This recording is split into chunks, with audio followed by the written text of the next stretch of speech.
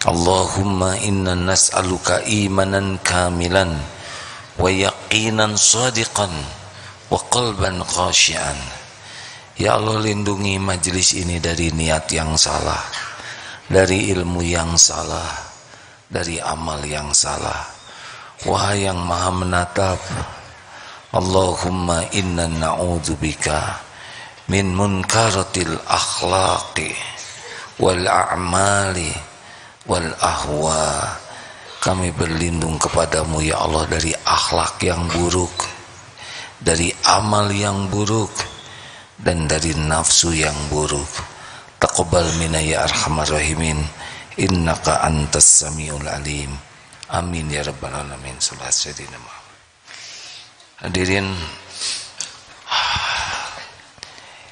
negeri kita sekarang sedang dididik oleh Allah dengan berita-berita yang sangat menggemparkan dan bertubi-tubi. Siapa yang rugi? Yang rugi adalah yang terkuras waktunya membaca berita, terkuras emosinya membaca berita, sehingga waktunya hilang banyak, tapi tidak mendapat hikmah yang menggugah dan mengubah dirinya sendiri. Apalah artinya berita yang dibaca pagi, siang, malam, kalau tidak membuat kita jadi lebih baik. Berita-berita yang kita simak makan waktu, makan tenaga, makan pulsa, makan emosi kita, makan pikiran kita. Kalau tidak sampai membawa manfaat, kita yang rugi.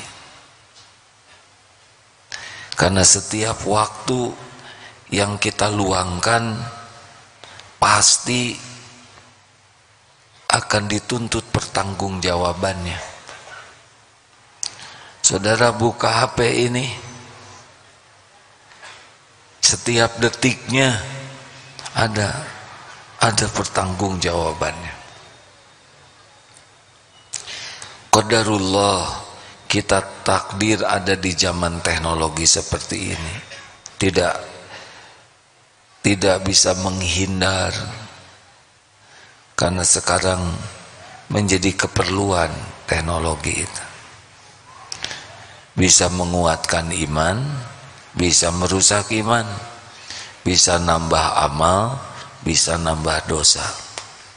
Maka bijaksanalah hadirin menggunakan perangkat ini.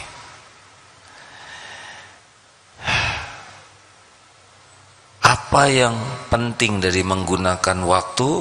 Kita sudah bahas ada 4. A'udzubillahi minasyaitonir rajim. Bismillahirrahmanirrahim. Wal 'asr. Innal insana lafi khusr. Illal ladzina amanu wa 'amilus shalihat wa tawassaw bil haqq wa tawassaw bis sabr. Harus jadi 4 ini. Melakukan apapun harus nambah keimanan ke Allah, nambah amal soleh kita, nambah dakwah kita, dan nambah sabar menyabarkan kita. Sebetulnya episode sekarang gonjang-ganjing negeri kita ini itu luar biasa hikmahnya kalau disikapi dengan jernih. Aparat negara banyak, termasuk aparat kepolisian. Ini adalah aset negeri kita,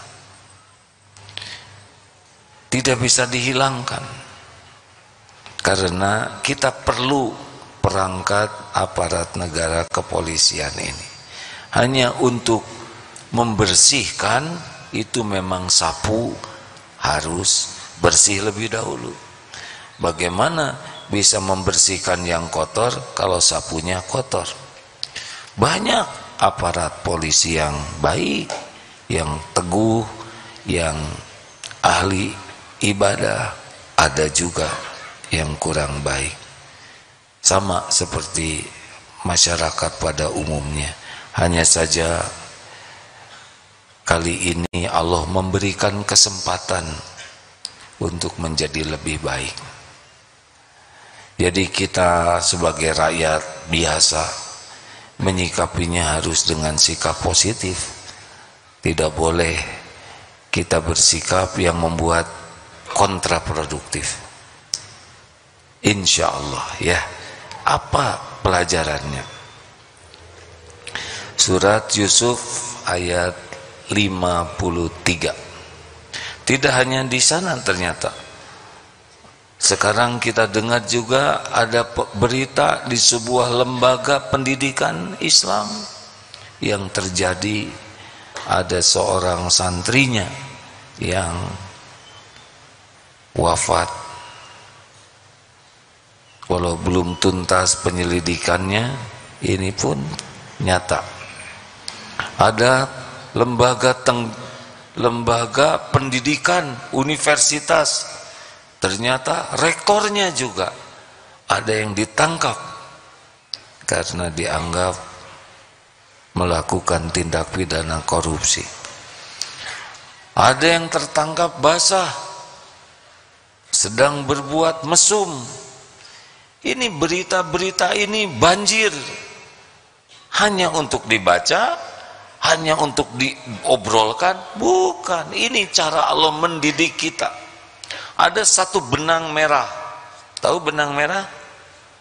Apa? Benang berwarna merah. Ada satu, saya juga sambil mikir, kenapa jadi benang merah?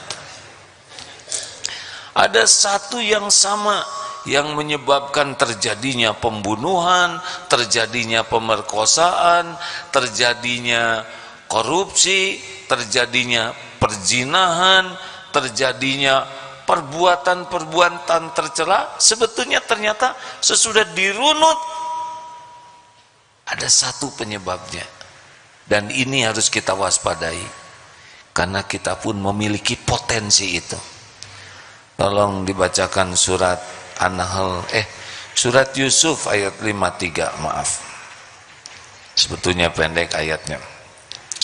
A'udzubillahi minasyaitonirrajim. Wa ma ubarri'un nafsi innan nafsa la'ammaratun bis-su'i illa ma rahima rabbi inna rabbi ghafurur rahim. Dan aku tidak membebaskan diriku dari wama ubaribu, dan aku tidak membebaskan diriku, nafsuku, karena sesungguhnya nafsu itu selalu menyuruh, nafsu yang Allah rahmati. Banyak sini tafsirnya ya, sesungguhnya Allah Maha Pengampun lagi Maha Penyayang. Ini banyak penafsir, diantaranya ini, aku tidak mengklaim diriku suci dan terhindar dari kesalahan. Wa ma ubarri'un nafsi. Sebab secara naluri jiwa manusia, nafsu itu selalu mencondong kepada memuaskan dirinya dengan perbuatan yang tidak disukai Allah. Kecenderungan nafsu itu menganggap indah sesuatu yang buruk, menganggap baik sesuatu yang jelek, menganggap manfaat sesuatu yang merugikan. Itu bawaan nafsu, illa kecuali jiwa nafsu yang dirahmati Allah. Sesungguhnya Allah Maha Pengampun lagi Maha Penyayang. Nah, di ujungnya ayat itu seperti itu. Surat ini berkaitan sebetulnya dengan surat Yusuf ya. Ketika istrinya seorang penguasa yang menggoda Yusuf. Nah rekan-rekan sekalian, jadi kita harus waspada bahwa kita ini punya potensi melakukan, karena kita diberi nafsu. Nafsu kalau tidak ada tidak normal. Yang perlu kita lakukan adalah mengenali nafsu dan mengendalikannya, sehingga apa yang dilakukan dengan nafsu itu hanya yang membawa kebaikan.